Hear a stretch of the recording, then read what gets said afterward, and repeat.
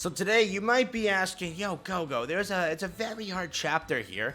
I need to beat this. Please help me. Today I'm gonna be here to help you. I got you. I'm gonna walk you through this. I'm gonna pause, hold your hand, and help you here. Pause, calm down, chill out. I have to aid you in this. It's very difficult.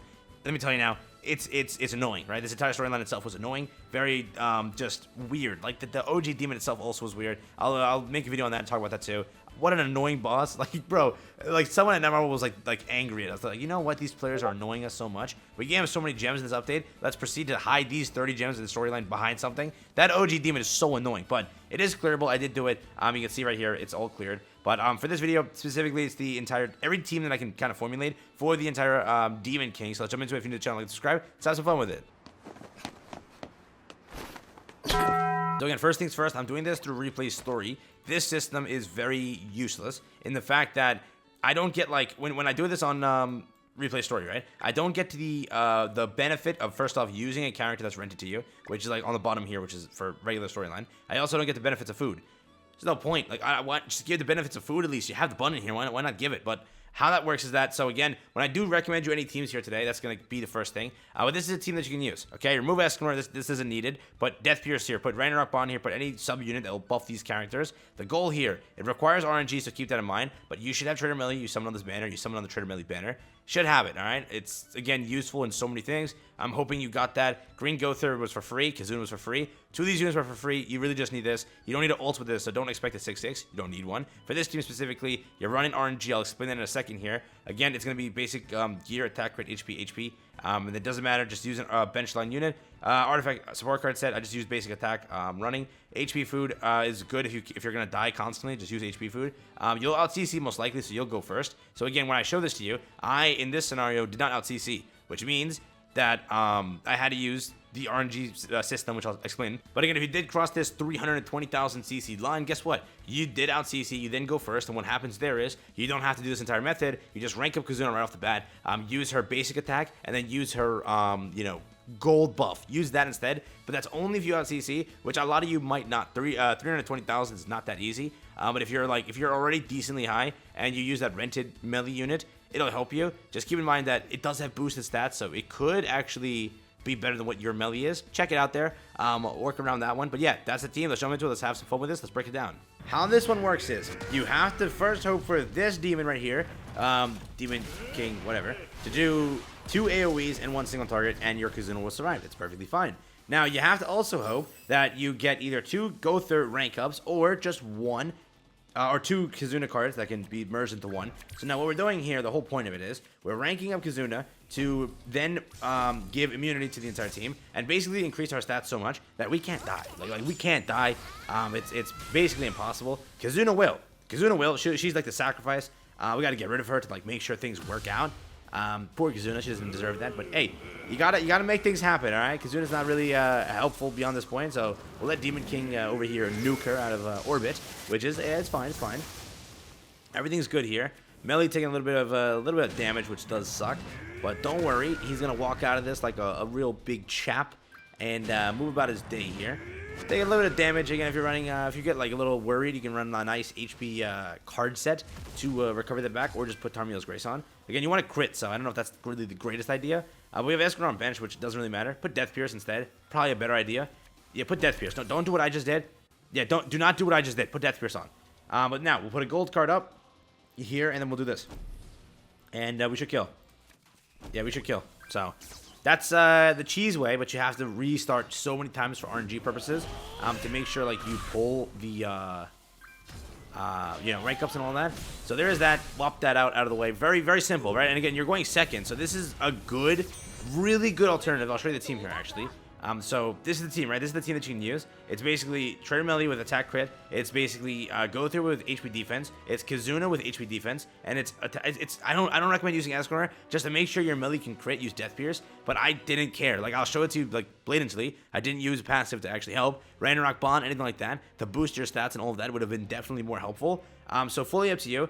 those are characters that you can use on the bench here. But this team works, and it's actually free to play, all right? It genuinely is. There's no ults, there's no nothing. The team that I used is not this one, so I'll show you this one first. But the teams that I used are not this. I used the cheese fraudulent team, which does exist. There's also a dairy team out there which you can use. I'm not going to do it myself because it's a little bit painful to kind of get off, because you need a little bit of RNG with it. It's not like too crazy on where you can like get away with it.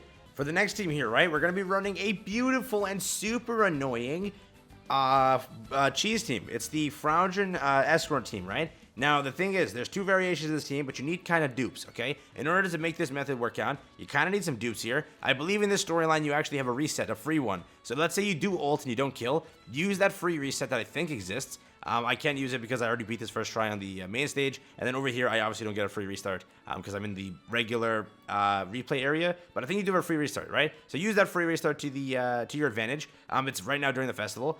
So with it, you'll go and ult. That's how that's going to work. It's a fraudulent team. How this fraudulent works is when he dies, the entire team gets an ult. That's how it's going to work. There's RNG in this one too. Wait if you can. Keep resetting until you get 3 fraudulent cards. So when fraudulent dies, he will kick off to where you both aim, or rather Trader Meliodas and Escanor get it. Again, if you have another unit that has a really good ult, for example, regular Escanor with a death ult, that'll work too. Again, I don't know if it's 6/6 needed. Currently on this account, yes, the main Escanor, the old Escanor is 6/6.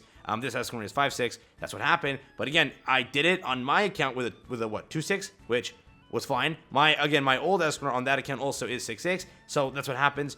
But it should be able to be done if you restart and like you do enough damage that like you can move faster like across it. Try it. Let's see what happens. All right, first turn here with this boss, right? So he has like some sort of revive. So you got to play around that just in case he does kick off the revive. He'll attack 2 times here. There you go. And then by the third attack, basically fraudulent's out of the book. The good thing is here we got 3 fraudulent cards. So if you want to reset till you get 3 fraudulent cards. So when it throws like fraudulent out of it, it'll give you both ultimates. Okay. I think all we got to do here is this, and then this, and then this. It doesn't really matter. He does have a revive, so I think it's after like 50% he revives or something like that. But he does have some sort of like a weird thing with that. But we got him right there, which is not 50, or he revived there, so do a little bit of damage, then ult, and then proceed to ult again. Depending on your ultimate gauge or ultimate level, obviously they'll take into effect. But most of us have like a 6/6 regular Escanor. So this, if you have a good Escanor here, I think like a 2/6, a 1/6 is fine. Yes, this Escanor is a little bit heftier, but I'll show you with the regular Escanor. Calm down, I'll show you with the regular Escanor. We're back again with the one Escanor this time. Not a 6/6 or not a 6/6, but whatever, the ultimate one. Regular, the one, alright? So we can show you that, yes, it's still the same thing to where, you can kill, basically. We'll get attack disabled, that'll happen. We'll get unattack disabled randomly. We'll then get attacked here on Escanor, everything's fine, everything's okay. Everything is just peachy. Then we can just attack normally, right? We'll do this. We'll do this, and then we'll just do this. And let's see what happens, alright? Basic stuff here. Boom. And then boom. I think that will just be a little bit. No, he'll heal it back. All right. So there. Oh, he didn't heal it back. And then we ult. So it works. Again, we just gotta. We're about to get a free copy of Escanor. You should have like at least the 1/6, 2/6, 3/6. It should work.